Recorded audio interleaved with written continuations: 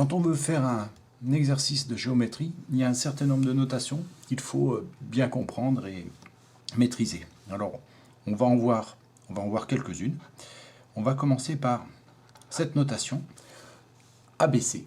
Là, vous reconnaissez un triangle. Ce n'est pas écrit que c'est un triangle, mais c'est la notation du triangle ABC.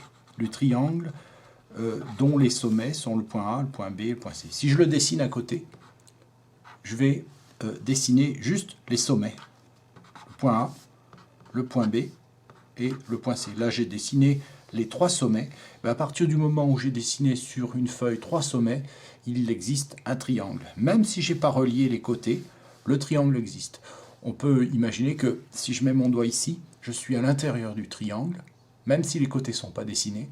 Si je mets mon doigt ici, je suis à l'extérieur du triangle, même si les côtés ne sont pas dessinés.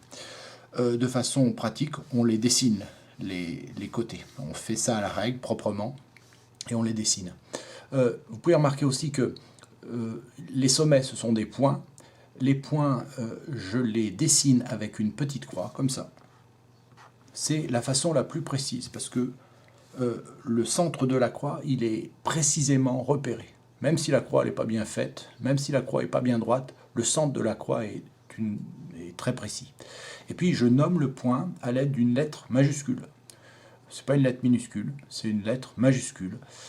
On garde les lettres minuscules pour des figures entières. Voilà, j'ai 3 points qui sont dessinés. Une autre notation qui nous intéresse et qui reprend un petit peu la première, A, B, C, mais cette fois-ci, il y a un chapeau. Et là, c'est un angle, c'est pas du tout un triangle, c'est un angle de sommet B. Le sommet de cet angle, il se trouve au milieu de la notation. Alors, je peux l'écrire ABC ou juste B, s'il n'y a aucun doute sur l'angle, si je le reconnais bien. Ici, l'angle, il serait constitué des deux côtés, le côté qui part de B qui passe par le point A, et le côté qui part de B et qui passe par C. Ça, ce sont les deux côtés de l'angle. Et si je le marque, cet angle, si je mets une petite marque, je vais mettre un petit arc de cercle pour indiquer que c'est de cet angle-là que je parle.